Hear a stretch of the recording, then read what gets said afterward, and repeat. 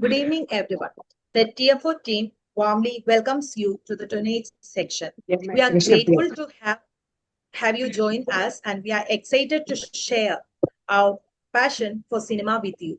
TFO was founded in June 2020 by Geeta Vishwanath and Professor Nikhila during the lockdown, and it's grown into a vibrant community of film enthusiasts. Every Saturday at 9 p.m. on Zoom, we come together to discuss film from around the world. Our format is simple. A member chooses a film, we watch it individually and then share our insights. We have been honored to host notable filmmakers including Abanna Sen, Amol Palekar, Girish Khasravali, and Adur Gopalakrishnan. Our cinematic journey includes themed festivals on East European, Iranian, and women's cinema. We celebrate our anniversary in June with a smartphone short film contest for students and university lectures. Recently, we organized our first offline event, an international seminar on Indian cinema in the digital era in collaboration with FCT Baroda. We are thrilled to continue exploring the world of cinema together. Today, we are gathered to discuss the film 23 Iravai Moodu, directed by Raj R. We are honored to have director Raj R joining us for this section. Raj R is a US-based filmmaker and IT professional known for his socially conscious cinema in Telugu, Hindi, Malayalam, and Tamil. His notable films include Malaysiam, which is a critically acclaimed Telugu film about a weaver's son who invented a revolutionary law. Paga, or River of Blood, he produced a Malayalam film that premiered at TIFF, exploring generational violence in rural India. 8 a.m. Metro, he directed a Hindi film. It's about mental health and human connection. Another film is 23 Iravai Moodu that's discussed today. It's a Telugu social drama based on real-life events like the Sundru massacre and Chilagaluripeta bus burning, addressing themes of discrimination, injustice, and prison reform. The discussion will be initiated by S V Srinivas, a faculty member at Azim Premji University, Bengaluru. His research focuses on cinema, entertainment, and politics in India. He has authored 2 books on Telugu cinema, Megastar, Chiranjeevi and Telugu cinema after N.T. Ramarao in 2009, and Politics as a Performance, a social history of the Telugu cinema in 2013.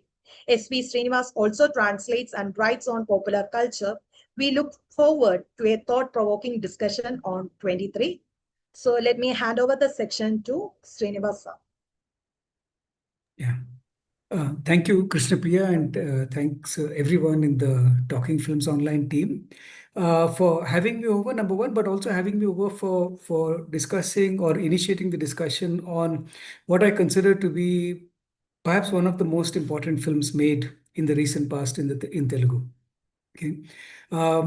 Coincidentally, we're having this discussion soon after the release of Harihar Veeramallu, soon after the results of the last National Film Awards, and we basically know both at the at the local level, which is to say as far as Telugu film industry is concerned or Telugu cinema is concerned, as well as Indian cinema is concerned, where are we today? Okay, so this is this is therefore I think a particularly good occasion for us to be talking about 23 and also the kind of cinema that 23 is represents, or shall we say is drawing our attention towards.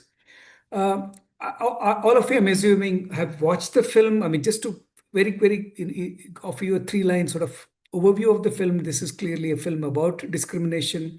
It is a film also interestingly not just discrimination and oppression of Dalits, but it is also perhaps the one time in the history of Telugu cinema that we've seen the intersectionality of yeah, this is a term, a very high theory term nowadays. Everybody talks about intersectionality and so on. But here's a film in which you actually see the way, the complex ways in which caste discrimination, gender discrimination, class, political power, and all of them come together in very complex ways, obviously to oppress some people and to ensure that others remain in power. But it's doing something that, let's say, the other good films, I mean, or shall we say, I mean, our standard of good cinema is so low that we really don't have much to compare this film with in terms of what it has tried. I mean, let's talk about Court, the film that many people have praised. I'm not saying it's a bad film. I myself have recommended it to a lot of people. Court is a State versus a Nobody. And before that, Color Photo, okay, just to talk about how caste is represented on the screen. Now, clearly, these are both films about caste discrimination and oppression, but neither of these films actually names caste. It doesn't name the problem as caste at all. In Color Photo, we're introduced to colorism. It's just the person's complexion which matters. His social background doesn't seem to matter at all. In Court, again, you see a family. The mother is ironing clothes. They're clearly poor. You would look at that family and say, okay, fine, we know what caste this family belongs to. But in the film, there's no reference to caste. Okay, it's the watchman's son, and that's why there is an objection to the relationship that's happening. So what would it's clearly it's clearly a film about caste oppression and hierarchies, but we will not name it. Telugu cinema, therefore, good cinema. I mean, I'm talking about the better films that are coming out in Telugu. Will not talk about it. And 23, therefore, has gone many miles ahead in terms of taking the question, which is, I mean, taking a series of incidents, as you all know, three incidents, incidents in which several innocent people lost their lives. And sort of comparing and contrasting what happens, what happened to them. The focus, of course, is on the people who are responsible for the bus burning, the Chilkaluripeta bus burning. But we are constantly reminded of what's happening to the perpetrators of the Chunduru massacre, what's happening to the Jubilee Hills bomb blast. So there is a very interesting way in which this film brings together the oppressed and the oppressors, the powerful and the powerless, in terms of what happens to them when they make a mistake. Okay, whether the mistake is premeditated or not is not immediately of issue. Okay, all of them have, in the eyes of the law, committed a crime. What happens to them? Right? This is a film which says caste matters. And there's a wonderful and very subtle reference to the ways in which caste works among the oppressed.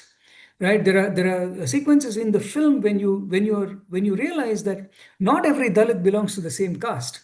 Okay, Dalit is not a caste. Okay, Dalit is a political category. So among Dalits, there is discrimination. There's what Ambedkar called graded inequality, and you see that coming out very, very well, and without too much, without too much noise, as it were, very subtly woven into the story. Okay, and there's a friendship that is cutting across Dalit caste. There's a romance that's cutting across Dalit caste. There is, there is also resistance to that romance. As you know, the parents of one of the protagonists, only in the very end they reconcile to the relationship between the character and his beloved, right? There's also, the very clearly unequal relationship between the male and the female partners of that we see in the film. I'm sorry, I'm forgetting the names of the characters. I shouldn't, but I am forgetting the names. But so this is clearly a film that's going very, very far. It's a very unusual film, not only because of the fact that it has taken up caste as a central sort of problematic that it will explore, but also in a very nuanced way. Caste, as a point, started by saying there's caste, there's gender, there's class, and all of this is discussed with elaborated with reference to the incidents that the film talks about. So that's one aspect of it. In terms of the themes, handling of the themes, I think it's a very, very important film. For those of us who know anything about Telugu cinema, I think we cannot underestimate how difficult it must be to make a film like this today. Again, and Raj has made several films which would be very difficult to make at a time like this. But I think this one is particularly interesting. And I think the kind of filmmaker he is also very important. Now, the film begins with an appeal to all of us not to watch pirated content and to support independent cinema. And that independent cinema, that phrase has to be taken very seriously. It's not independent cinema that's used loosely. It's a very fuzzy category. People talk about independent cinema, to refer to all kinds of things. But let's think of, the films that have received a lot of attention and a lot of, what shall we say, uh, and films which have been, which are in fact quite interesting and quite worthy of our attention. Balagam, today it's once again back in the news because it didn't win an award, or it won an award only for lyrics. Now, Balagam is not an independent film. Okay, it may be a good film. It may be a film that all of us want to recommend. It may be a film that some of us may not be very comfortable with. Whatever it is, I mean, many congratulations to the filmmakers of Balagam. But Balagam is not an independent film, and I'm saying this not to irritate anybody or not to offend anyone. But it is a film produced by Dil Raju, and Dil Raju is one of the most powerful people in the industry, right? Virata Parvam, once again, a very interesting and important film. First of all, it has Rana Daggubati, which makes it immediately a certain kind of, which will give it a certain kind of release, but it's also co-produced by Suresh Productions, right? Whereas Raj's work, and especially this film, you notice that there's no backing, as it were, of the industry. It's in fact very much on the fringes of the industry. I'm surprised that it got a theatrical release. Now, how well it ran, how many weeks did it run for, not at all the issue. We know that there are dozens of films which are not released, although they're made with the help of, I mean, made by money by producers, I mean, money coming out of producers' own pockets.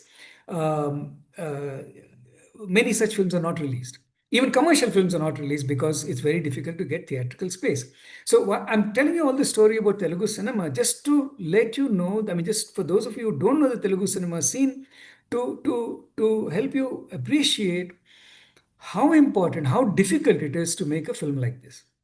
Okay, so that's I mean, if one were to contextualize it in terms of the Telugu cinema context, I won't say industry context. I don't think Raj belongs to the industry, but I mean, he's outside the industry. That's why it's very appropriate to call him an independent filmmaker, right? Now, we zoom back and look at Indian cinema as a whole, right? Now, this film, unlike most of the films that we see in Telugu and other languages, is making a certain claim to realism, right?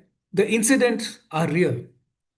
Okay, now those of us who lived through the 90s, who are familiar with the context, can immediately tell, that the characters who are named in the course of the film are actually living people. There's Tarakam is mentioned, a couple of times. Chandrasekhar is mentioned a couple of times. I mean, many times. Right now, there is also a reference to there's a fleeting reference to Kati Padma Rao in the film, right?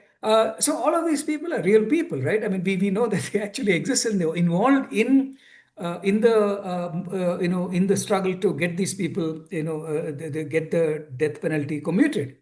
Right, Mahashweta Devi is a real person, right? We know Mahashweta Devi also appears briefly in the film, right? So there is a certain investment in realism. It is a very well-researched film. It's bringing to the bringing to our attention an incident, a series of incidents, and a very important human rights movement that by now has been completely forgotten.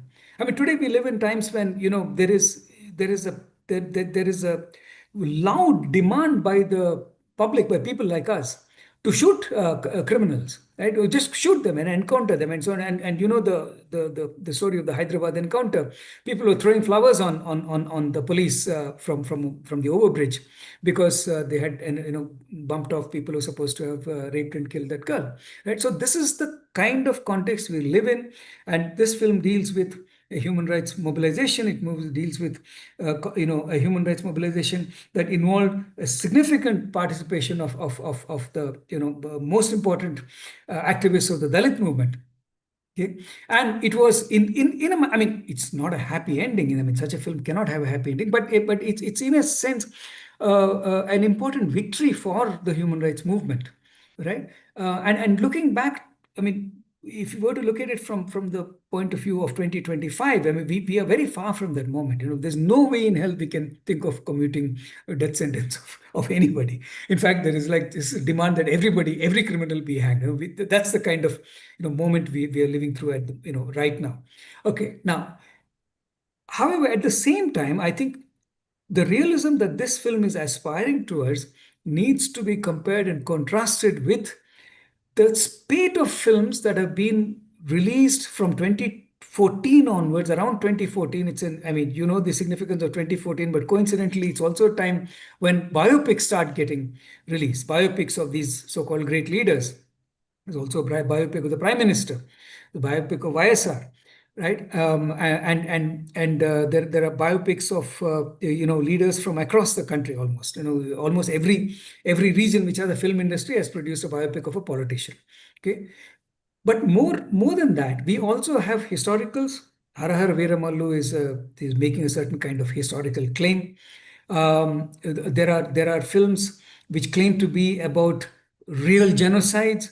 There are films that are supposed to be about love jihad, which we are told is a very serious problem today.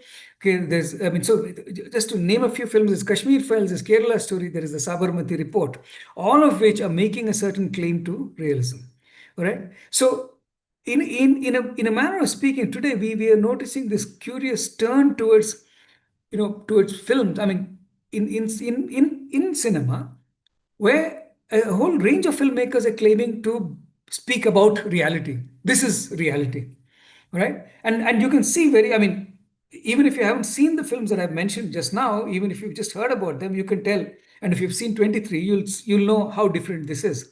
So what is the difference here? The difference is not that I'm not saying that others have carried out shoddy research. They have, but that's not the point. Okay, the point is not whether the so-called facts in some films are facts or lies. Again, not really the issue. I think what are these so-called realist films, or films that are supposedly about real incidents, but all of which start with the disclaimer saying this is a dramatized version, or this is no way bears resemblance to anything that actually happened. All of them start with a disclaimer, but all of them are presenting themselves as slices of reality. Okay, as films that bring us back to, bring to our attention something that actually happened. So the difference is very stark. The difference is that 23 is going into a series of incidents, into a period of time that we are no longer going to hear about.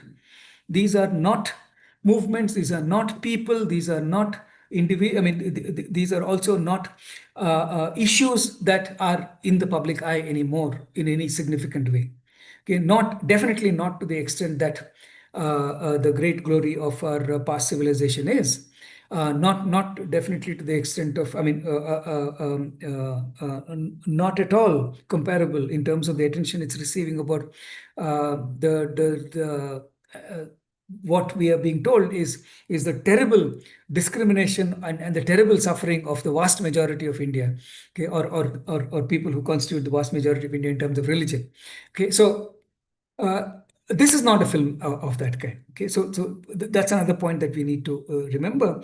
And broadly speaking, I think what this again, I haven't had a conversation with Raj about this. I'm not saying he intended to do this, but I think what it's struggling against is forgetting, is the erasure of memory, but also a certain kind of misappropriation, if you want to say, or appropriation of the real itself, which is happening on an industrial scale today. Every few months, you have a film which claims to be about something, some real incident, or something that the newspapers haven't told us about, something that the history books have suppressed, and so on and so forth. We know that narrative very well, and this is the kind of film which has to struggle against that.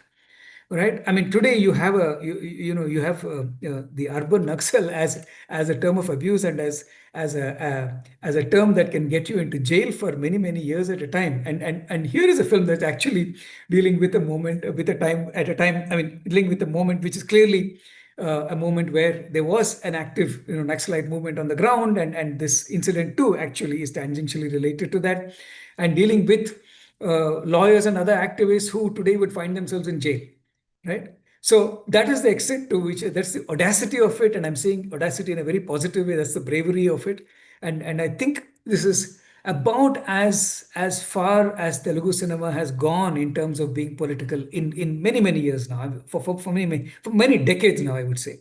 Okay, so my hearty congratulations to Raj and his team for coming out with this. Now, yeah, I think I'll sort of stop here to just to recall what are the what is the map really that on which we should locate this film, Telugu cinema history, especially the kind of attempt that's being made to serially produce pan-Indian films, which are new variants of the old mass film, star-driven, hundreds of crores worth productions, productions which are becoming increasingly politically problematic. I mean, these are not terms that you use anymore because nobody seems to care, but clearly that's the kind of cinema that we have. On the other hand, we have propaganda film as a very stable genre today.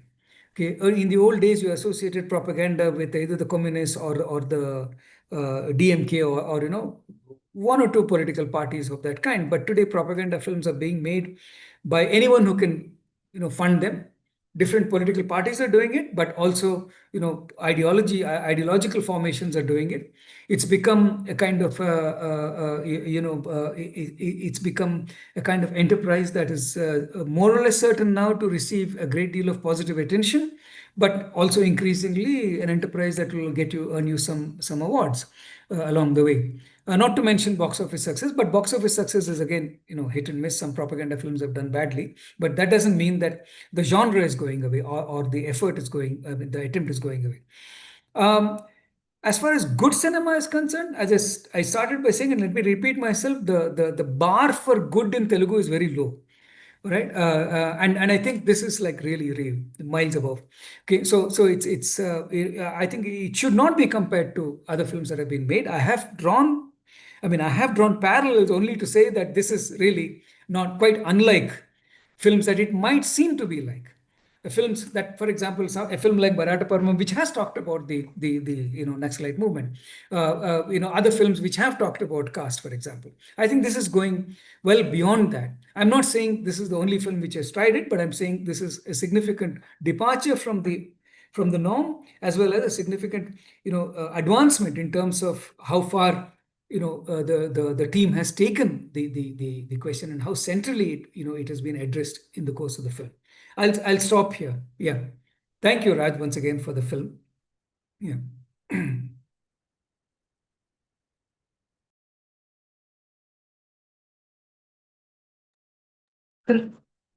That's if say anything. Your words. Krishna Priya, we couldn't hear you. The section is open for discussion.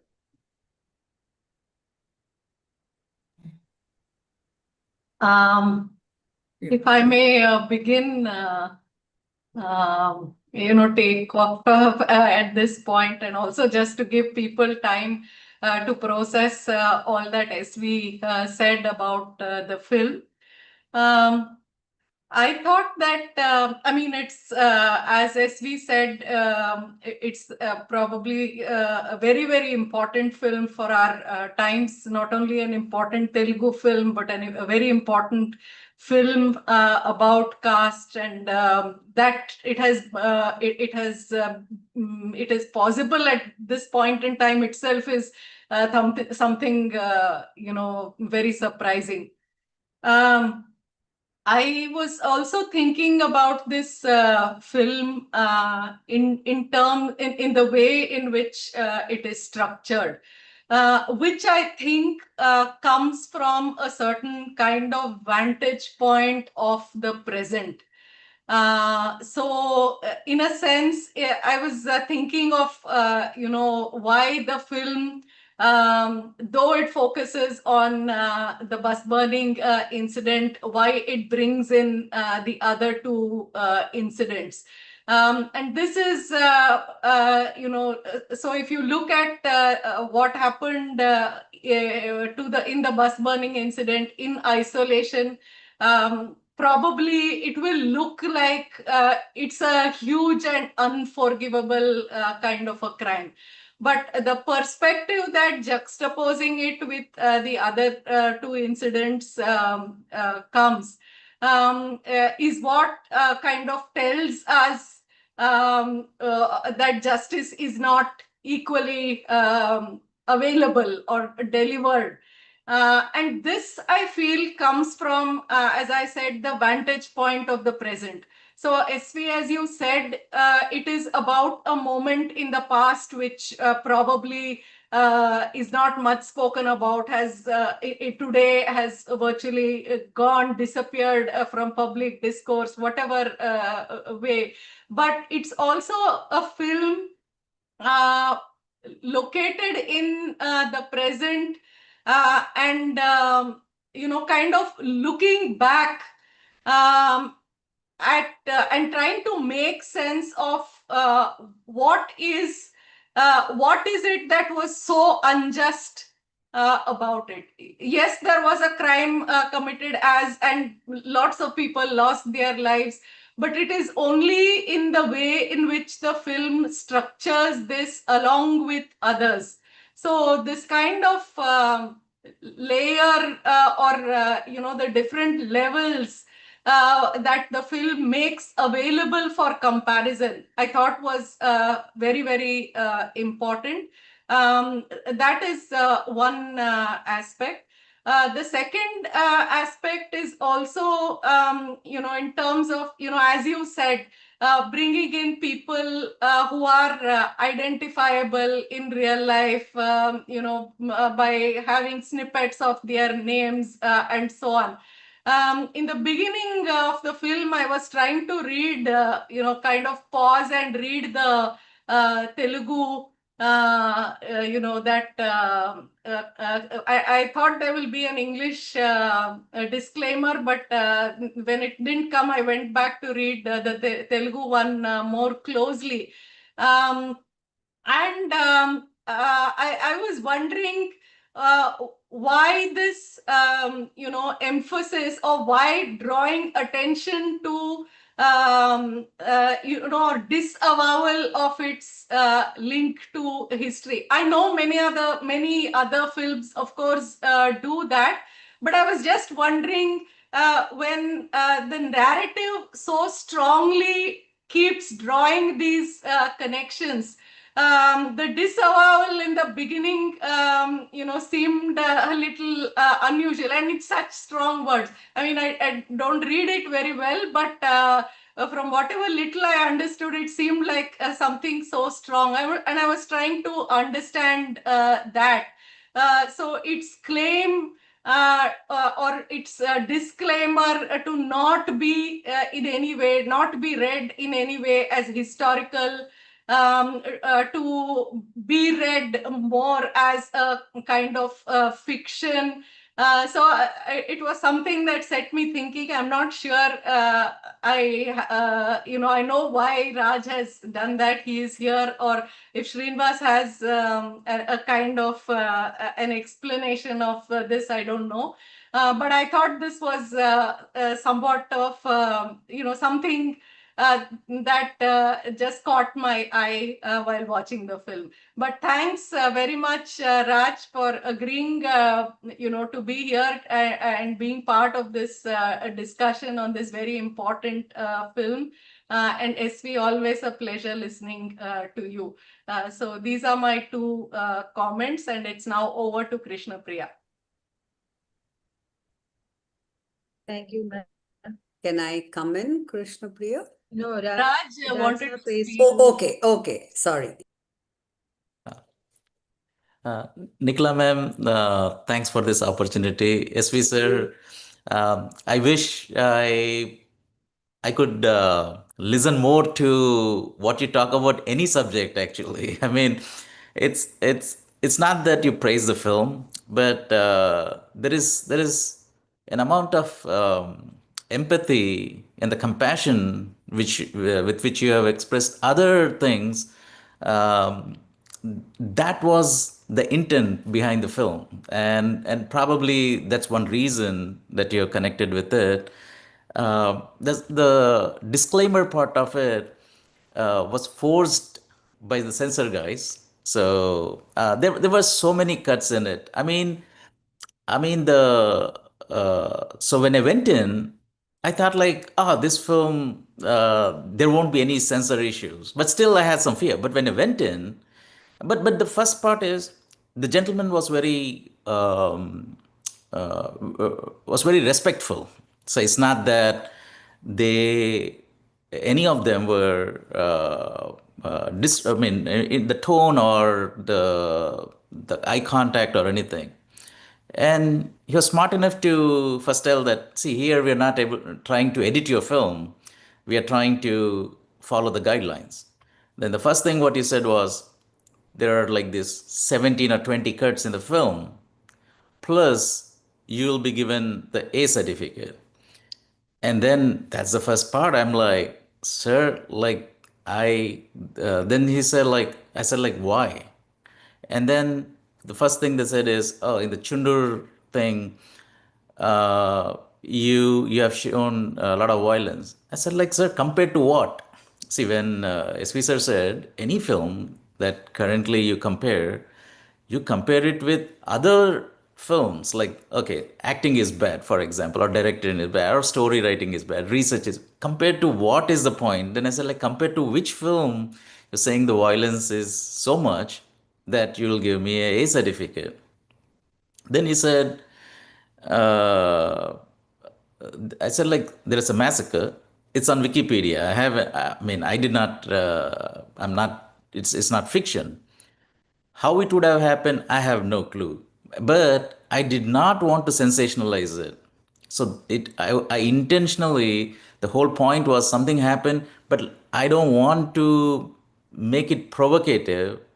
All I want that incident is to compare another incident with this. As a comparison, I want, but I don't want to make it worse than what it was or provocate people or whatever. Just as a comparison, I want, and then I want to move on. And with very four of those small things, and that was also directed by an action director, and I told him I want to just convey it. I don't want to make it too much. And that was the minimal, sir, I explained. Then he said, no, no, no, still, when in the theater print, we had this all black and white and so many cuts and all that stuff. And then they made me put that disclaimer in the front. But I would not have put that much of disclaimer, but even otherwise, I would have put the disclaimer because we will never know the truth of any of these incidents. So for example, with these two people, the person who is narrating their story, who has access to them, who has been with them in a prison, and for the last 20 years. So I credited Bharadwaj sir as the story idea, but he would be uh, probably slightly bending the facts and everything to suit them because he's a friend of them. So I have to filter a lot of content from what he conveys. Nothing that he intentionally wants to lie about anything, but probably exaggerate a little bit or hide some things and things like that. And that's a very common thing. There is nothing wrong in it. So the actual truth, what happened, no one will know. And then in the incident in the bus, out of like anger or something that they have done, or was it a mistake? No one would know. So I wanted to leave it when I myself am not sure of it. But even other places, what I know is the girl is pregnant at 16, though they had unofficial marriage and all that in village, but it was not that official. And then she was pregnant in 16. That's a fact. She gave away is a fact. But I just changed it to 18 because 16 would look so. I mean, I have a 22-year-old daughter, and I'm like 16. I can't. My daughter reads it and said, like, Dad, can you not put it 16? I said, okay, let's change it to 18. So those kind of things, we change it. So it is fiction, right? So and how much ever what would their love story would be. I mean, it's an imagination and it's fiction, but wherever and of course, see, the primary responsibility also is for someone who watches this film to engage them for the 2 hours that they've given. That's the primary engagement for us. And how much ever we have to fictionalize it, we have to do that. But I was very clear that when it's not needed, why? I mean, why to fictionalize more than it? For example, if you look at Chundur, the whole incident, and you look at Wikipedia, okay, and then someone says, oh, Wikipedia itself could be true. Yeah, correct. But to some extent, it has some, I mean, when you compare objectively, it has, because so many people come and edit it. So the chances of the information that it's vetted are high. So whatever it is, it's in the film. There is nothing more than that. So for some people, it looks like, oh, the doctor committing suicide. That might be completely exaggerated. But that's what it's in the history. That's how someone committed suicide. So I just kept it. So that was one. There are so many other cuts. They made me remove it from the film, but I'm still glad that he understood the point. Then I came and said, "Sir, I don't think. See, the intent of the film is important, even if there is violence, and I still think it's very minimal compared to any other film. So it's very unfair that they were threatening me to give me a certificate. So I had to almost beg them. And then he told me, what do you think about like 23 people, the title itself? Okay. I said, like, sir, I read Angulimala when I was like probably 8 or even probably younger than that. After reading it, there was so much of violence in it. The whole, I mean, people would not remember the comic book, but if you go and read it again, there is so much of violence in it. But after reading it, no kid will say, okay, the violence in them increases after the film. It doesn't happen that way. It's how you show it. It's against violence. So I said in recent films, this film might be the one which is completely against violence. It doesn't glorify it. It tells and they said like a lot of it is my first-hand experience. I mean, when I was in college, I was so impulsive that I got lucky that one stupidity during that adolescent age, maybe I would have ended up behind the bars. I mean, you never know, like all stupid, the fights that we have and all that during that age and nonsense. And then you think you have an ideology, it's correct, and someone else is your enemy. That itself is so stupid. But that's the age. That's the adolescence age. And I'm very sympathetic to people who commit crimes in during that age because I can correlate to it. That's why I feel so strong about the film. So I could identify with that part. And then other parts where I couldn't identify. Maybe I come from an area of privilege. So I looked at it from the Bhuvanagiri sir's perspective, that how he would have done. So that's this thing. And then SV sir talked about the independent cinema, which is the correct definition of it, which he did is when, see, the true means of independent cinema is when you're raising the funds independently and when the producer is not a star producer. So he doesn't have a already established network of selling the film, and the director is not a star director, and the actors are not star actors. So that's primarily the definition where a lot of people keep get it wrong, that oh, Balgam was like, oh, someone, how could they make it? Yeah, because he was making Game Changer at the time. And then Ramcharan tweeted it next day that, oh, I'm hearing so many things, and someone else. So all that comes from the network. So though it's a great film, I love the film, but it's not an independent film. And same with Virata Parvam. So after 8 a.m., I knew how difficult it is. And they thought, after 8 a.m., I thought I would not make films further because it's not viable. Pre-pandemic was a little bit okay because the digital content was less. People were not consuming as much as content as of now, and marketing was slightly easier. So there was a chance. But post-pandemic, there is almost, I would say, almost like 0%. I mean, maybe 0.1% chance that someone can make it and recover financially. So 8 a.m. made it very clear that it's impossible. So I didn't want to make it. But then someone called me and said, "Oh, I heard the story from this journalist." And then I said, like, when I was like 19 at the time when it happened, and I wanted death penalty for these two people. But I've grown. I don't know, the advantage or disadvantage of me is I'm able to remember how I was. I can compare what my views were then, how I evolved, not completely, but still a little bit more wisdom, more empathy from another point of view. So I could tell to my 19-year-old self, and that's what I did from the film. And the relevance of it currently, why I thought it's more relevant is when I read about someone getting a bail in 24 hours from Supreme Court. And for all other cases, the same Supreme Court says, no, you had to go to the lower courts. And the absurdity in the judgments made me like, no, it's still relevant. And it can be relevant for any of us. So let's say somewhere you gave a speech or something, and then some people come after you, and then the judgment will be different, and the judgment for someone else is different.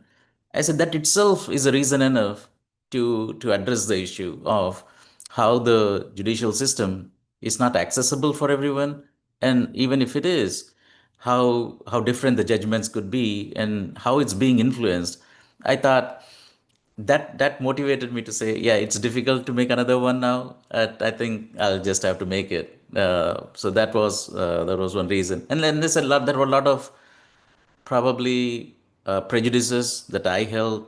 Luckily, there was not much on caste, but you never know because it's tough to objectively look at yourself and to understand what were your prejudices and all that. So I thought this was one particular medium. I would not probably I don't know, repentance is the right word or not, but there was some in various things, like how I used to think and how I evolved a little bit. So that was one reason. And then the books that I researched were Dreams from the Monster Factory. So about someone who worked in prison reforms, and then how our prejudices work, why they work, how we look at some things. And all these things were by Sapolsky, the neuroscientist from Stanford, because it's based on research, it's based on data, and it's not based on just guesswork, right? So that influenced me why criminals do what they do, and how we are lucky. We a lot of times think, oh, we made a lot of conscious decisions and all that. We don't understand how privileged we were at various times, and how we were lucky to get all that support and everything. So that was one reason to make it. And one request is like, see other films I could, at preview level, there would have been some idea of how the film will be perceived. And but this film I had no idea, and because it breaks all the screenplay structures, like the act 1, act 2, act 3 is out of the window. But then I had to compare two of the films, because as I said, without comparison we can never tell us a particular point of view. But then I didn't want to go too deeper into it, but because all I needed was to compare them. But that was not my main story. And people had complaints about it. And in this forum, at least, I mean, I would like people to be honest about it and debate what they liked, what they did, because I still, frankly, didn't understand who liked it, who did not like it, why they did not like it, and where. But I was very clear that I'll be objective about it. My dialogue writer, because I wanted someone from that area to bring the authenticity of it. Though I would say we could achieve only 80% of it, because the actors probably didn't get the full, because there are very nuanced this thing, right? My dialect writer would say, in that particular, it's a subculture dialect, so it's more authentic. But because people might not understand it, they might think it's not from the subculture from that area. So sometimes authenticity might not be the right thing, because the perception is it might be wrong. So he would use the word ame, but the actor would not get it, and he would not do the same way. So maybe 10-20% mistakes would be there. But then, so I brought him. So he said, Raj, you are delving into like this, how hierarchical it is, and you went into that part. Dalits will disown it. I said, that's okay, but I did not intentionally put it. The person who told me about the story told me this detail, and I'll just keep it. But I'm not making a propaganda film that I have to make it palatable to someone. That's exactly, I don't want to do it, and it's not intentional. I'm trying to do it. Came from the person who narrated the story, and then the surprising fact was, then I thought, okay, maybe some of the human rights people that I've addressed it, they would they would probably support it, and some did, but a lot of them had a lot of complaints about the film because they were thinking, oh, I contributed in the cause, and my name is not here. And I thought in a completely different way, which is, let's say if I like a cause, and if someone else is making it, whether I'm there or not, it hardly matters to me. Someone addresses it, I appreciate it, I like it. But here, there was, and then they said like there are some mistakes in it. I said, I know that. See, Bhuvanagiri sir didn't represent all those cases, but he was involved in all those cases. Just for filmmaking purposes, I can't introduce two characters or three lawyers. I had to bring them together. So there was not deceit or anything on in these friends. And then you're like, oh, we worked so much of it. You just gave it to Masweta Devi and a couple of people. I said it's just because of the limitation of the time that I can pay tribute to wherever possible. Oh, and then I put like the photos of it, of the all the people who protested and all those things, and censor made me remove it. They said you cannot keep them, you have to remove them. So I removed all of them, and now their role becomes slightly lesser. But that was never the intent. So the criticism came from those angles too, and then the normal people who get disturbed, and probably I can understand why they don't even consume this, and before that itself they'll make an opinion. Is I was like that when I was probably in my teens, about probably might not be about cat, but maybe about religion, about same various other things, and understand how those things work. So maybe it didn't appeal to a lot of people for different reasons. But then maybe there might be some people who will be objective about things, and maybe they'll watch the film. So still, till now, the verdict, I have no clue, and it's so mixed. Some people say, "Oh, I hate that," and some people say like it. So maybe it's a generation who know about the facts and who can be objective. They might like it. I still couldn't figure it out, but that's okay though. I mean, you try your best, and you break the conventions of the in the writing, knowingly that this is a different format, and you let it go, and then the feedback will be. And but in this forum, I'll request people to be as honest as possible, and because that's the whole point of the conversation, and the criticism is very welcome. Thank you, sir.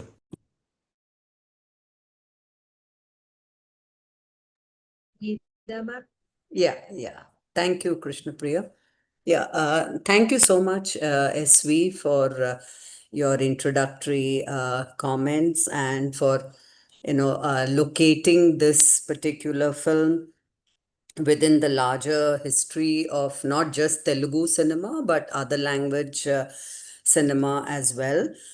In fact, one of the films we had discussed earlier was a Kannada one, Hadineliantu, which also, deals with caste, but like you said, not with exactly naming it the way this film specifically names caste. What I liked was how it takes a local tragedy, or rather multiple local tragedies, and transforms it into some kind of a universal commentary on the larger issues, of justice and violence. And by doing this, it draws the viewer into some kind of an act of, witnessing, like we become witnesses to those events, and we are also forming our own judgments, on perhaps, who is right and who is wrong, and why something like this is happening in this particular social setup. And thank you, Raj, for all that you spoke. And since you specifically said that you would like to know what we liked or didn't like about the film, there was nothing in particular that I did not like. It is a really nice watch. But what I particularly liked was the way you brought in the victims of the bus tragedy into the narrative. And you did that in, it was not excessively, melodramatic or anything. The voice you gave those victims was a quiet, dignified kind of voice. And some of them even, had compassion towards these people. And I think one of them even says, "I forgive you," and something of that kind. So that I thought was very nice in the film.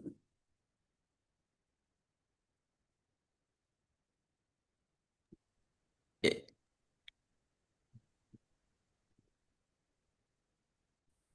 Anyone else? Any comments? that part of it was inspired by doing vipassana. So I and then the research that another psychologist did uh, in US, and then when I came to India, I met this extraordinary uh, psychologist, Beena ma'am, and she has been a head of psychology department in Usmania. And then she went and worked with the AIDS this thing. And then for the last 12 years, she's been working with on prison reforms. She goes to prison, and then she started this program. So everything that I put is based on true story of some at some place. Like so, at some reform place, they said we have to bring the people, the victims, into the program, and then let the victim speak. So that's not everyone from the criminals, they would connect to it, but at least some might.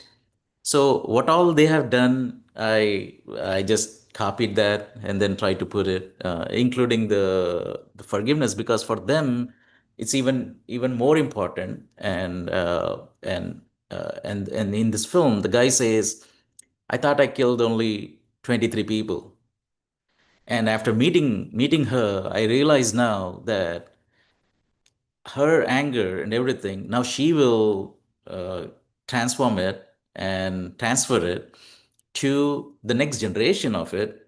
So it's not just 23 I have killed. I have spoiled the lives of so many other people. The chain reactions that I've set is way more than 23." So that was the background behind it.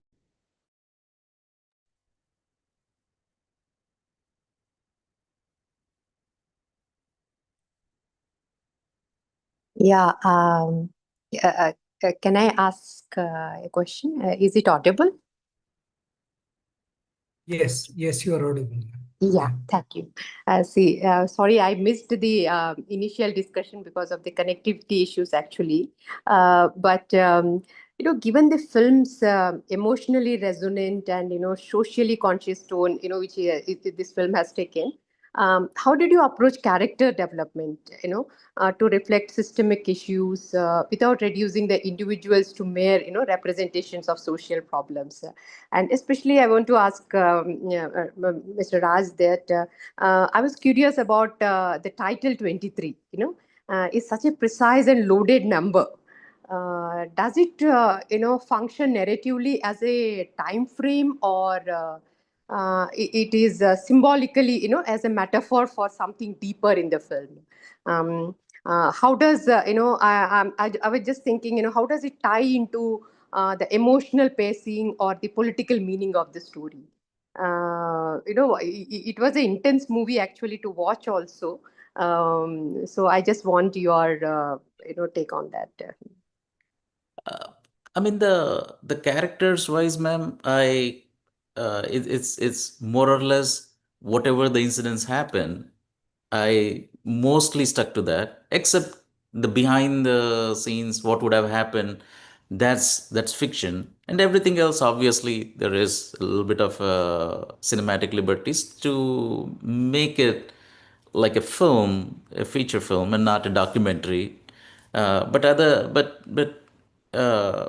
it was easy because all these characters were real.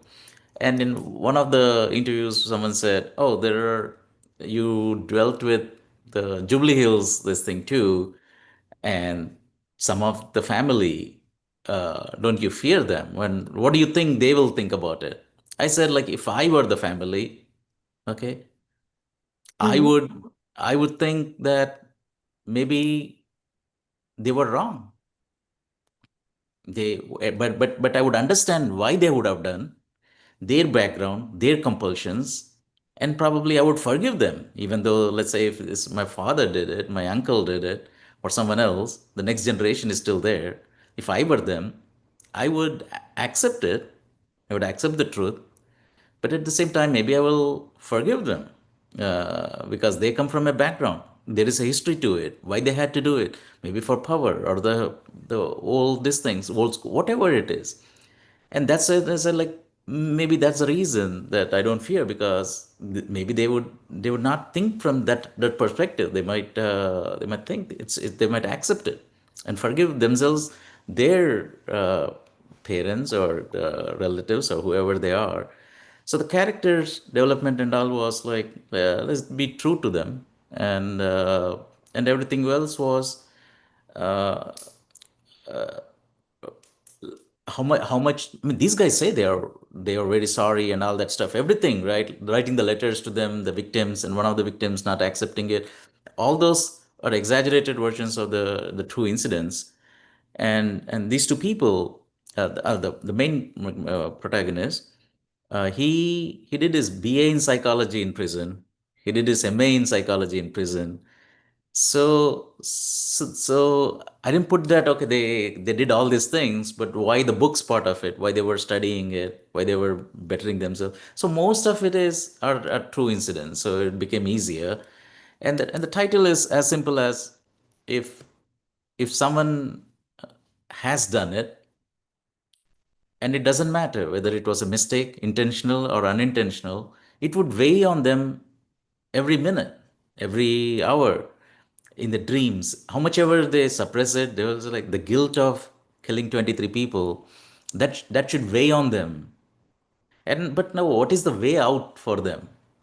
That number 23, I wanted it to come to them every now and then. So the guy also every now and then keeps telling, like, I killed 23 people, what do you expect? I killed. So that guilt thing. So it was formed on, I mean, the five phases of the criminal reform, right? First is, no one would accept it. The denial of, oh, it was an accident, oh, it my circumstances, and all of them are correct actually. When you again read Sapolsky's take on how criminals work, why they work, he says being harsh to criminals is meaningless, because that's how those factors were. So but still, the denial phase comes. But then there was some particular phase when, in the solitary confinement, is he accepts it for the first time. It doesn't matter whether it was intentional or not. I killed 23 people. That's the first time he takes the accountability, and he accepts the crime. And then the guilt part of it, then the repentance part of it, and then the reform part of it. So the whole intent was of the film, that maybe teens, they would watch and it's like, oh my goodness, one mistake could completely spoil my life. And the other main target audience, of course, were people from the prison. And the guy who played Chinnabai character was in and out for 16 years, and then now he's a volunteer of Unnati. So I met him and so many other people. So then I thought maybe in prisons this film might work. I chased the prison guys for 3 months. So like, can you play this for free in prisons? And till now it didn't happen. So it's so difficult to. I said, like, I'm not asking money or anything. This is a free copy. I'm giving it to you. That's the target audience that I want to see. But it didn't happen so far, and I don't think until the current IG and those people are there, it's going to happen. Thank you so much. Demesh, sir.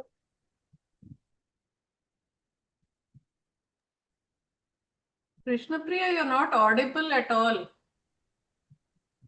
Is it now audible, ma'am? Yeah, slightly better. Demesh, sir, do you have anything to add on? There is a question in chat box. Yeah, there's. I'm just looking at it. Yeah. Nagargiri Ramesh sir has Shall I read it? made a point. No, I think he might come Shall I in. read the question? I'll answer Malavika's ma'am's question. Like, see, I was told that if I touch caste in the film, it's gone. You have to sugarcoat it and then say it in any which way. Just tell it as a love story or anything, and it would work. But if you touch it, it's not going to work. Uh, and it's not that I didn't agree with them. I said I agree, but maybe times have changed, and at least some percentage would watch it. And I knew the risk. I tried it, and now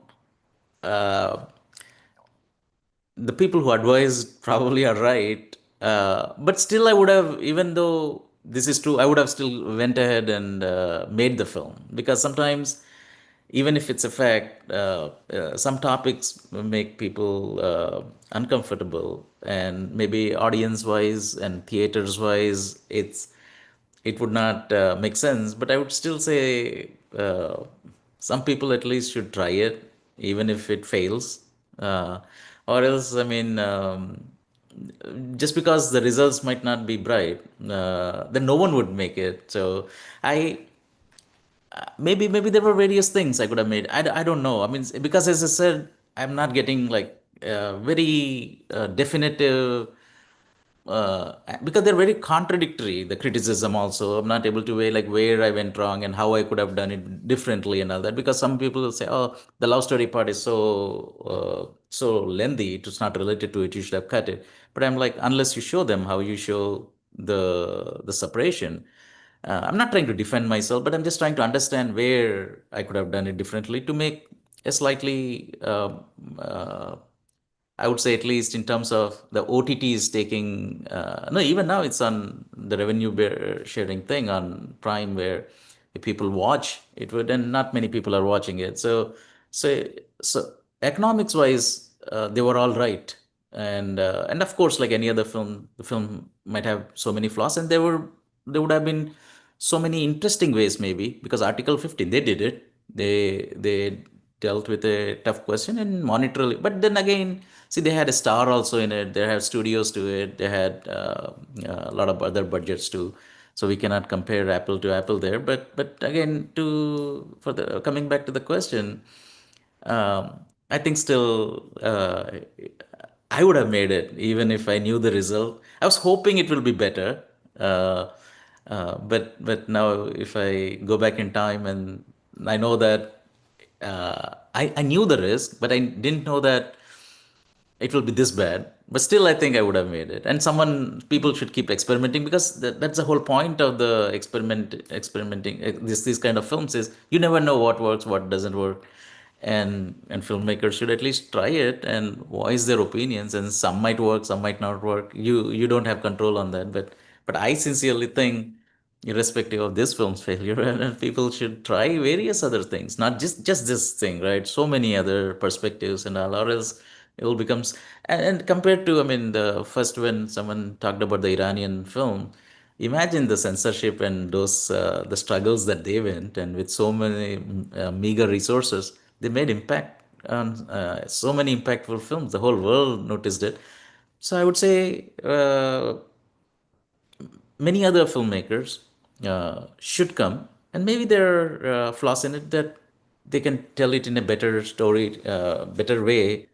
And still, I would love to see many diverse and many more voices which are unheard to come, irrespective of the risk.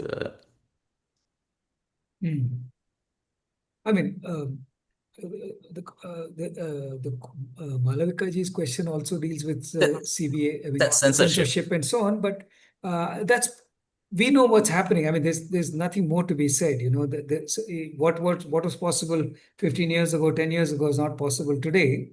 And the censor board is just one of the many institutions that has made a situation like this. I mean, the situation come to this pass. But I think you mentioned Article 15. We can think of a dozen Tamil films that have been made over the last 15 years, not just now, but where questions of caste violence and discrimination and also resistance has been very, very, explicitly talked about. So there is also the immediate context of, Hyderabad, Telugu cinema, the fact that there is a certain kind of, power base that or there is a certain kind of norming that happens. A certain kind of cinema is acceptable, certain kind of cinema is not. And even if the CBFC member is not otherwise politically exposed, as they say, not politically committed. So this can't happen on the screen because this is not the kind of cinema I watch, basically, right? So yeah. One thing, sir, I wanted to say was like, the Iranian thing that I mentioned is they went through so much harder time compared to Sure. us. So when they could do, our guys should do as well. But also, there are other filmmakers. What they do is they make it so subtle that censor board cannot say anything. But there is so much of it's layered that people who get it will get it. So that was actually something that initially I thought about it, but then I thought our audience is so diverse, and you make it so subtle, it the substance might be lost in the subtlety. So some places I had to make it loud because there were so many questions during the preview, and then you're making that, oh, why are you bringing the other two when it's not relevant to it? So then I had to put some voiceover just to tell explicitly that no, see, all these three ended like this, but were the perpetrators, like, did they face the same time? So sometimes that's the problem too. Like, you make it too subtle to avoid the censorship issues and all that, but then you might not get the point itself because the audiences are so diverse. They come from so diverse backgrounds. So should you be loud and tell it? Should you be very subtle? But the subtlety part of it is one way to get around the CBFC things but then we run into problems of only a certain section might understand it. But Iranian films and so many other regimes, which are we're still lucky, I would say, compared to so many of them. When they did it, I'm sure people will have to find ways. Yeah, sure. Can we just go to a question? Sorry, I'm Krishna Priya. Is it okay if I sort of? Yes, sir, sure. Yeah. So see, one of the things that's been said about the film, Raj, is that it's a difficult film, and I agree that it's a difficult film. It's not a film that you feel good about, or it's not a film in which you have a good cry and come out and feel satisfied in some like you do in a romance that ends sadly. you have a good cry and then you're fine. There's been a certain kind of catharsis that's been achieved, and you can go back to your life. This is not a film like that. It's not a the one of the if you like, one of the interesting problems that it throws up for somebody like me. By the way, I'm not talking about the finances. I'm not talking about what people are saying to you. Is precisely the question of how does one tell a story of this kind, keeping in mind the fact that you have decided to not stop with the commutation of the death penalty, or not quickly arrive at a stage when there is a quickly, to focus only on the struggle against the mobilization, or the kind of campaign against death penalty and the victory of the human rights movement. Then it might have led to a certain kind of dramatization, a certain kind of narrativization. You didn't choose to do that. You chose to also explore the wife and husband relationship, the relationship between the two of them, what's happening in the prison, and all of which is told in a way that is, that is trying as hard as possible to avoid sentimentalization of what's happening. You're not trying to make these people into some pathetic people whom whom we feel say, oh, are you sorry? We feel so sorry for them, kind of thing, poor chaps, kind of thing. No, because even when the incident when you have the girl coming in and said, look, I will never forgive you, the first time that she comes, and you cut to a scene in which his friend is telling them, what did you expect? You killed her father. You think she's going to say, yeah, it's all okay.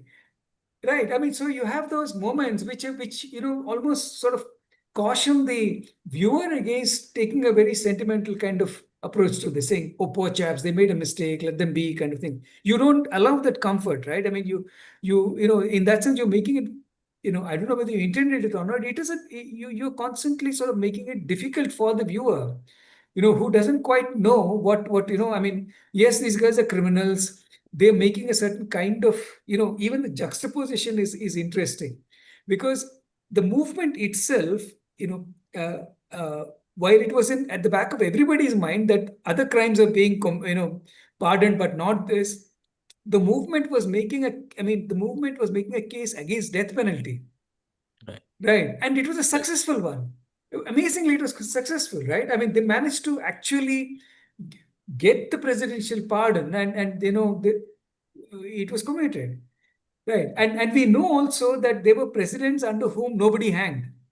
So that was a different moment in time, which we have obviously gone past. We are not in those, in some ways, Pranab Mukherjee ended that chapter of our, history. But we are surely not there. That's anyway. Coming back to the difficulty, it is a difficult film, and it's not even if one were to think of these, the art house films, the award-winning films, there is a certain kind of satisfaction one derives, which you don't allow the viewer in this film, which I think is a good thing.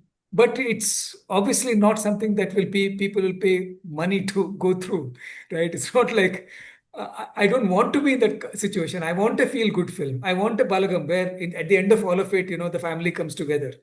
I'm talking about Balagam, which is among the good films. Or I want an RRR where the rebels win and everybody's happy. And you're right, sir. That was intentional because uh, I wanted to show I wanted to be as objective as possible, and especially when I was a teen, and my view was, oh, these guys should be hanged immediately, not even wait till the death sentence and all, right? Immediately, these guys should be hanged they should be stoned to death. They should be hanged in public. So why someone has that view?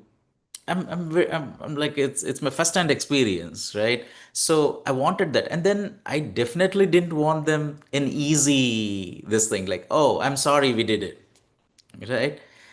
And the report, the crime is so huge that even if it's a genuine repentance, right? They have to pay. They have to pay for it, whether it was intentional, unintentional. Even if we keep that aside, but they have to even if you look at the Angulimala's this thing, okay, it's completely changed. He's become a nice guy and all that stuff. But then he was again stoned to death. And then Buddha asked him, "How do you feel now?" And then with all the wounds and all, the first thing would be like, never better. That's his first sentence, like never better. So in his whole life, when he paid his dues, that's the first time he felt the best in all his years. So it has to be earned. And then most importantly, the psychologist point of view, and all I wanted to do is like, yet they have to be probably released at some point of time, but again they cannot be a threat to the society. That's the key thing, that we are missing it in the prison reforms and all. Like, it's whether they're reformed or not is the key thing, or else it will be a second mistake on the society by releasing them, especially people like rapists and all that. And if they don't reform and go, someone else will be wronged again. So they had to earn that. So that was intentional, sir. But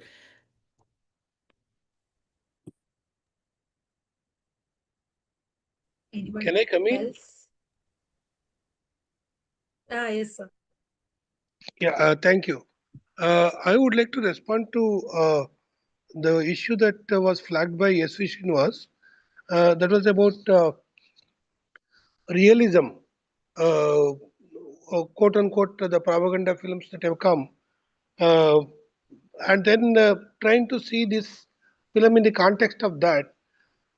Yes, we can do that, but there is one layer. I think uh, looking at the propaganda films is only one side of uh, what is happening to uh, certain films claiming that what they are producing is real. It is more than the realism. Realism, in that sense, is a mode of narration that even non-real film can also imply it. But the film claiming that it is real is something that is happening now, not simply because there's a from the point of view of production, but also from the point of view of consumption. There is a demand for people to see what they think as real, uh, not fictional. In spite of the statutory warning in the beginning of the movie, or what I would call as anticipatory bail that comes uh, there, in spite of that, the film would claim that it is real through various means. One is to mark the date and time and the place, and then give indications that it has happened earlier, or bring in live footages to incorporate into the film. So, in that sense, it is happening. But what I was trying to say is that this is only a production side. On the consumption side too, there seems to be a lot of demand to see this real, uh, not simply in the film, even in literature. Uh, for example, from Malayalam, the kind of autobiographies that have been translated into English and which are sold like art cake uh, are those that kind of thing. Somebody writing that I have been wronged for these reasons, uh, a story of a nun or a story of a uh, sex worker. There is something in us which would like voyeuristic pleasure. Maybe we are deriving it, and even in this autobiographical genre that is becoming popular, seems to be that. So even if you look at OTT platforms, there's a lot of stuff that is lying there, which claims that it is real, in spite of the statutory warning or the anticipatory bail they put up in the beginning, whether the censor board says it or not, they do it. Uh, that is only a statutory cautioning or an anticipatory bail that they're taking. So, in that sense, OTT platforms full of films which are based on crime. In fact, that itself has become a genre. Delhi crimes, Bangalore crimes. In that sense, there's a lot of series in that. So, this demand for real uh, that is also evident in this, in say what we call as Big Boss, how it has become popular, where we are glued to see what people are doing, what the people do without any censorship. So in that sense, this how do we theorize this? Not only a production of these so-called realistic films, but also urged to consume those films. That is one point. And then coming back to this film and to respond to Raj, I think one of the uh, issues that prominently figures in the movie is about reconciliation. How do I reconcile with what has happened, and is it possible to reconcile? By apologizing, can I reconcile? By undergoing prison uh, punishment, can I do that? I think that is one of the questions that the narrative keep on raising it.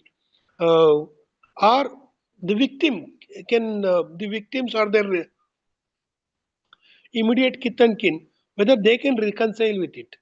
That is another strand that comes in the movie.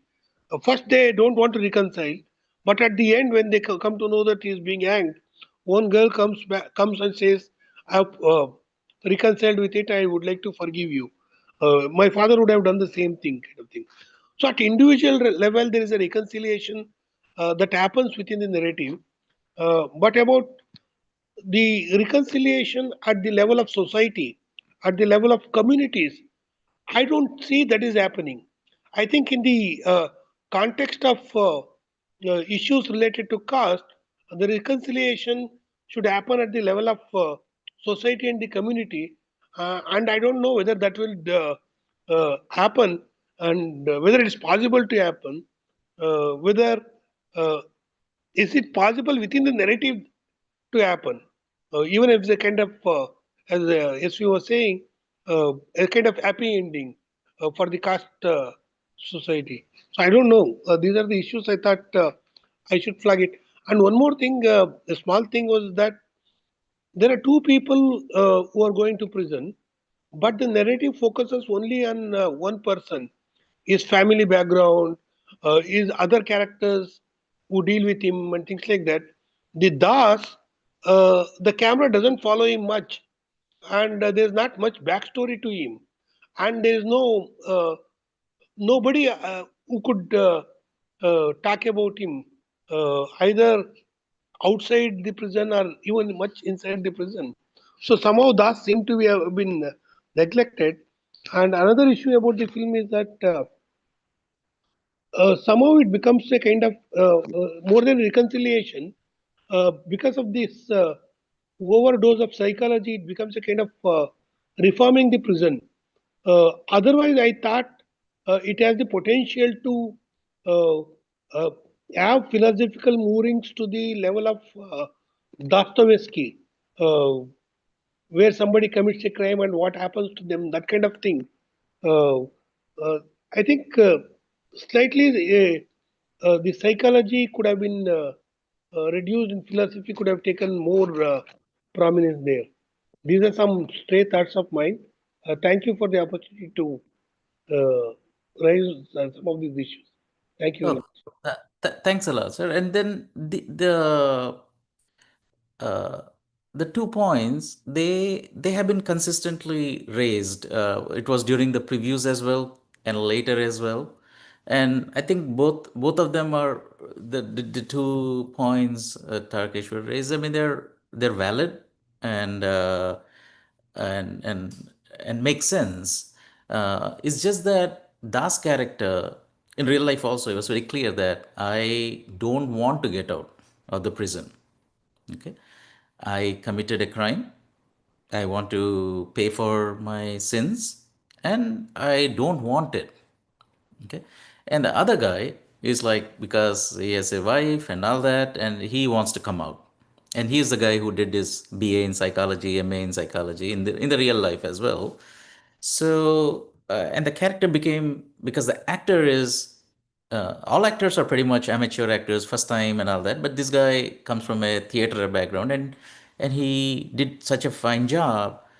And we were also like, now how do we end this? So he's very clear. I want to pay for my sins. I don't want to get out. So it's very clear, even in real life.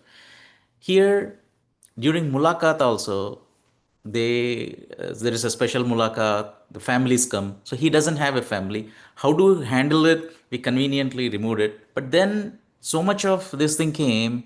we thought of patching it up later during the preview thing. Like we want to see, and everyone wanted to see more of Das.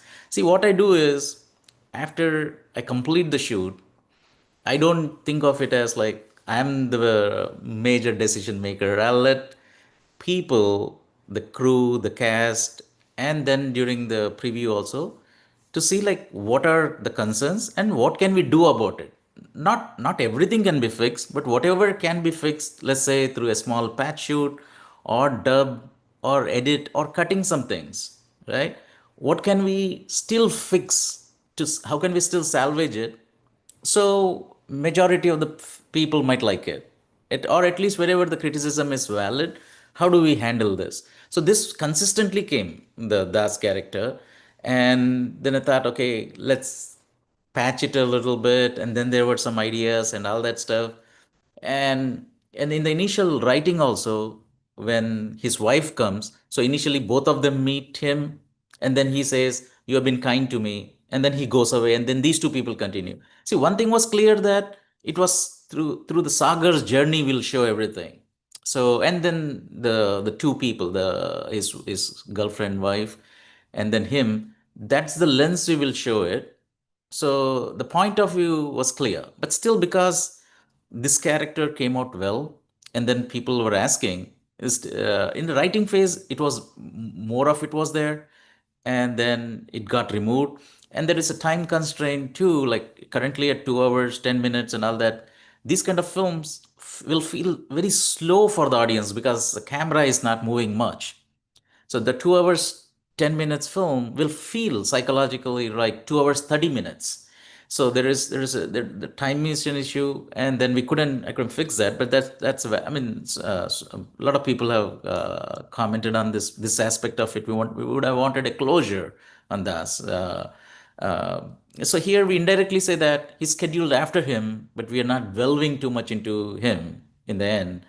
And then the second part was the prison reform. So this is one thing I would admit is this criticism came a lot during the previews and all that, that the whole workshop thing, the tone of it is different than the whole film. It's the documentary feel, and then just make it as a montage and let it go, because that's the place it gets stuck. And especially the tonality of the film, it takes a completely different this thing. So remove it. This came from lot of people during the preview. This consistently came, I would say. But this is the only point where I was stubborn and said, I know, because I'm hearing it from so many people, that there is an issue here. But then I said, the whole point of making this film is this 10-minute, 15-minute segment. Because like any other film, if I just say, oh, these guys, a psychologist came and these guys reformed, okay, I thought it would not bring the authenticity of how they do this. So it's not, see, these guys have a 3-month curriculum. They have 6 months. In US, they have 1 year. So there is so much of thing that goes in workshop. Maybe not to that extent, but to some extent of how it happens. I thought like I have to show that, because then I thought, as I said, the primary audience for this film are the people in the prison. Okay, maybe the prison officials, the Telangana prison officials, probably they did not like it. They didn't want to show it in the prisons, even now when it's available for free. But maybe 1 in 1,000 prisoners may connect to this part of it. Or maybe there is a prison official who might like it and say, oh, we want to show it in our prison or something. So this one, I knew for a lot of general audience, this segment doesn't appeal to them. Probably the film would have benefited by trimming this, but this was the only conscious decision of, I'll keep it, because the prison reform last, what I have seen is Doan Ke Barahat, but they made it really well, that it didn't feel like a documentary, that part of it, and the whole film was so authentic. It stayed with me for a long time. and probably the government officials and all, it influenced them so much that they went for open jails and for even for a shorter amount of time. But I thought that was the best film on prison reforms. And even though I knew the negative part about it, but that was the primary motive of making this film, and that was the primary audience. This was the only stubborn decision. But everywhere else, during the preview, people will say, "Oh, there is a lag in first half. There is this thing, the song of the tobacco factory, and all these things." When they say, I I don't want to delete it everything because then the culture of it will go away. But then probably if there are three stanzas there, I'll remove two of them. I'll just keep it one. So everywhere, because then I'm like, it's primarily it's not me anymore who make the decisions. It's a collective decisions of the cast, crew, and mainly the audience. Where I removed all those places. I trimmed wherever possible for censor, for audience, and every place. But this is one part of it where I thought I know the mistake. I know it won't appeal to the general public. But this was one intentional this thing. So out of the Thank you. Anyone else need to Yeah, comment I on have a this? Sridhar sir? I I have a Sir. question regarding, yeah, I have a question about songs and poetry used in the film. Particularly in one place, the girl says that, no, his friend, I think, says that, do you think you are a poet like Usha Shri? And then the girls, when the protagonist, male protagonist, recites something, the girl says that, not something, borrowed from someone, but recite me something original. So, like, what part of the songs or the, poetry which have been um, uh, taken from really existing poetry or songs, and which part are like written specially for the film, um, uh, songs and poems. the tobacco factory one, actually on YouTube it's a lengthier one. That was the majority of the people from this class used to work in the tobacco farms. So the song tells about how grateful they are for tobacco. I mean, I generally don't. I don't show it at all in any of my other films and all that. I don't glorify it. But the tobacco as a plant, okay, during that 20 years, the whole that region where this film is based on, it was such an important crop that a lot of people's livelihood was based on that. And there is a whole cycle how it is extracted, how it is dried, how it is made, and where it is sent. So through that song, it explains their daily lives and how the gratitude towards it, that they're surviving. See, all these places before the tobacco came, they're especially this class of people, they they didn't have a regular income, and this brought whatever money, whether it was little or something, it completely changed their lives. They had something to eat every day. They had a consistent income. So the gratitude towards that is shown through the song. But of course, like everyone complained, so I had to trim it to minimal, yeah, in the film. So that was one, and everything else was fiction, depending on the situation. Except this one, I wanted to show it as a culture, and that small poem that was written by the dialogue writer Indus. He wrote the small poem that he narrates it to the. But the previous one, that's an existing one where he narrates someone else's. That's from it's made popular in a film and all that. But then later, what he says is that's just to show that he has that bent of mind, where in real life where he could do MA, BA in psychology, MA in psychology. Now he's doing his research and PhD in it. I didn't want to show that much because sometimes even truth will feel very unbelievable, right? So then we have to remove some of the facts. Like if I show him as doing his BA psychology and MA psychology, it will, though it is a fact, it will look unbelievable. So we have to remove some of the things of those kind of things, because someone told me like, oh, this guy has passed 10th. How could he write the book? How he could write some things? But that's actually happened. I mean, there was no exaggeration or anything. And he's an extraordinary painter. I didn't. So some of the things we had to remove it just to for the length of the film, right? How much you can show. It's very minimal.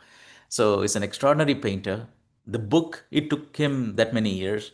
And the burning is fiction, obviously, the the officials not giving him permission to write the book, that is a fact. Then they went to the High Court. High Court said, whatever, if it's a rule, then it's a rule. If it has to be changed, then the executive has to change it. We don't have a problem letting criminals write a book, but then it has to come from the lawmaking bodies. So that's that song for the culture, but everything else is the fiction. And Chandra Thank Bose you. sir, I mean Chandra Bose sir, I like him. Sat with him, and then he wrote it. And then the dialogue writer already had a song, the lullaby song. The lullaby song, what he said was, Raj, I mean, from most of the other lullaby songs that you hear are from the middle class, probably, the words that they use and everything. But what do you think? Someone from this song, what are the terms that they would use, and what is their lifestyle? The color, the kid is born slightly darker, and how the mom will address him as a black lotus. So I said, I think that's interesting. I would like to have that perspective, instead of the regular point of view of the majority of the people, how a lullaby should be. And if they sing, how it would sound like, the words that they would use. That's another conscious decision. That song, the lullaby song, and then the tobacco factory one for the culture and the class, and the others, Chandra Bose sir, and Rahman was one. Yeah. Thank you very much. Anyone else need to comment on this? Sridhar sir? Ananya has a question in the chat box, or a comment, I think, maybe. Ananya? Yes. Hello. Am I visible and audible? Okay. Thank you so much to both the director and the discussant of the session for joining us over this essential part of the series that we've been continuing, or we are working towards. So Mike, this is a book. This is more of a short story. I'm still in my process of understanding the film and kind of analyzing it at my own end, still watching a few certain moments of the film. So this is a book that the movie reminded me of. The book is named The Ones Who Walk Away from Amilas, if I'm getting the name right, or maybe Those Who Walk Away from Amilas by Ursula K. Le Guin. I'm sorry, Ursula K. Le Guin. So this was a book that was suggested to us during when I was in pursuit of my graduation in English literature. So in the book, there is that conflict of a child and versus a society full of people. So the conflict is that the child suffers and the society thrives, the society prospers. Everyone in that particular place known as Amilas gets to live a healthy and fruitful life. Or this can be the other way around, that everyone else will suffer, the entire society will pay, and the child will thrive. So the people say that the people go with the idea of the majority wins. So they say that the society will, prosper, the society will succeed, and let just a single person, have the suffering to bear. So this movie reminded me of something like that. So I just, since people were sharing about their useful ideas about novels and other recollections, so I just wanted to let people know. And yes, what you said just as of now, Sir Raj, regarding the allowance that criminals get to write a book about their periods of conviction. So there is a book which I've just come across. I haven't read that yet, but that was a suggestion and really a useful book. So the book is named Picking Cotton, and also many other books wherein probably a Black American who was wrongly convicted for a crime they had never committed, and they had to spend a decade in jail, in prison, 10 years in prison on account of the crime of raping a white female in probably America. But they were the one who was wrongly accused. But then later on, so this person who was named Cotton, they spent 10 years for something they had never done. But then they came together. They have written this book together. So the question kind of revolves around how much is here in this case a female to be held responsible for making this. That was not intentional, obviously, but how does one settle down these kinds of conflicts which are so difficult to deal with in a way? There's not really a right answer. So that was. So I'll love to hear you talk a little bit more about that if you can. Like, how do you plan how your characters deal with this kind of conflict? How do you make your characters understand how to play out this conflict in the movies?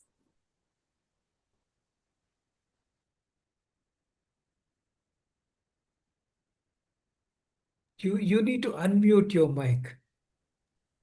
Sorry about that. Thanks, Ananya. And frankly, in the writing process, I didn't think about any of these things. Like some incidents happen, there are some characters. Whatever organically it evolved, it evolved. I didn't try to fit into a structure or their growth themselves, except wherever it came organically, but didn't plan for any of it. But after the fact, when I went and met the wife of the main protagonist in this film, the first question, I mean, I generally, I'm not that articulate, but I immediately respond because whatever comes to me instinctively, whatever it is, right or wrong, I immediately answer. I don't think and calculate and answer. So when I met her, she said, "What is the title of the film?" For a second, I froze because I'm meeting this person, and if I say 23, it will remind her of the whole thing. She would have forgotten it. I've not forgotten it. I mean, these things you cannot forget, but you would not visit them. If you are the character, you try to numb yourself, you try to block it, you try to tell some story or the other. Oh, that happened, it was a mistake, he did it. Okay, let's move on, right? Some story they keep telling themselves, and they don't want to revisit them again that much. And someone else. So for a second, I couldn't tell the title what it is, because then it will trigger everything, right? All this painful memory and everything. And so it was mainly whatever the characters felt, whatever the other experiences people told me about them, which were probably exaggerated, which were probably some of it might be lies as well. I have no clue, right? So based on that, wherever it took the shape it did, all I did was collect all this material and put together, but I didn't calculate it like how the characters and all would think and behave and all those things in terms of structure or the characters. Thank you so much, sir, for taking your time to respond to my question. Anyone else? Hi. Chandrasekhar sir? Hi. Hi. Yeah, you Yeah. can carry on, ma'am. Yeah, so that was a very interesting conversation. Thank you, SV and Raj, for that. I would like, first of all, I would like to just clarify that I feel very inadequate to be someone like reviewing, quote unquote, a film like this, standing from like my um, socio-political privileges that I like have. But like as a film, I really like it was a very intriguing and encapsulating watch. And I genuinely did not expect it to turn out because I have no background of of the situations that this film deals with. So for me, it was a completely like fresh perspective, like completely new, like blank slate that I was taking all of these incidents in, and I was not expecting the way that all of this turned out.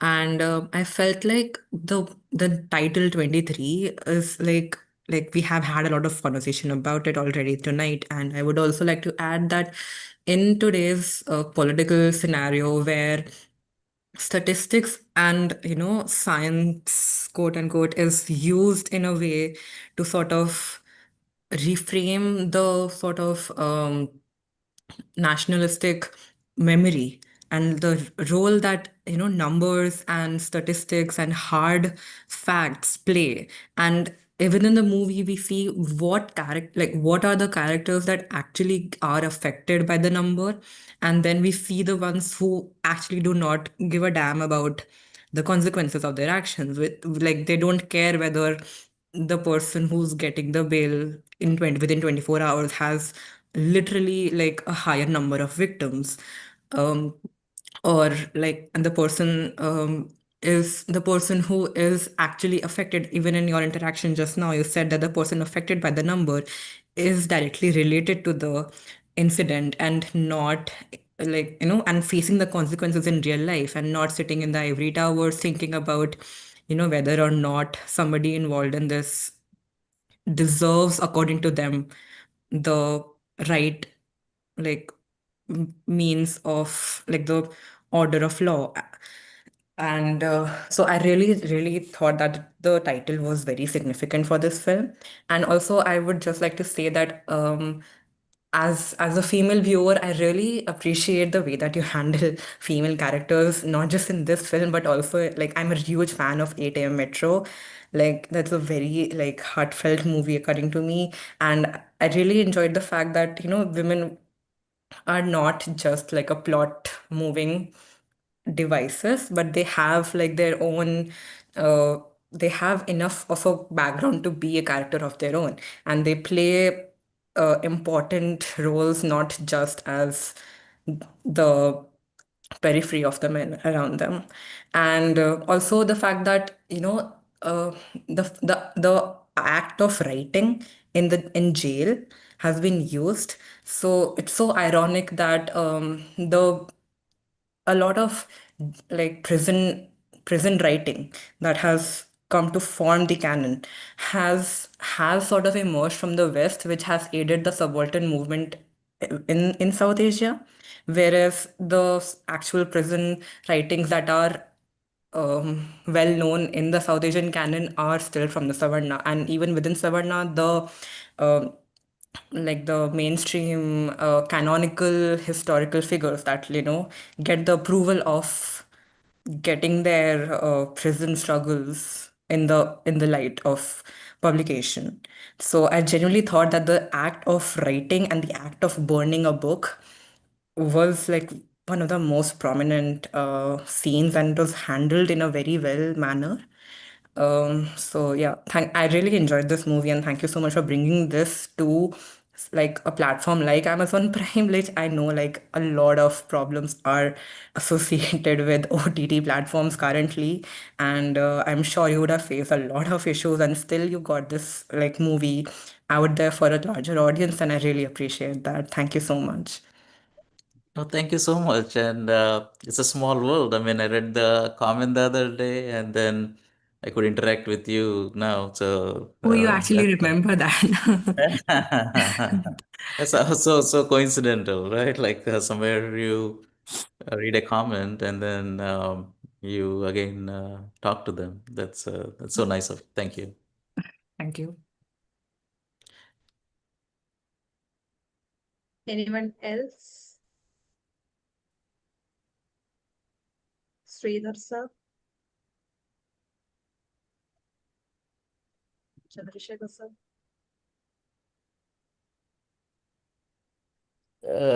Raj sir, I just want to say thank you very much. I mean, I have been part of the movie's promotion because many of my contacts have been involved in the movie writing and all those things.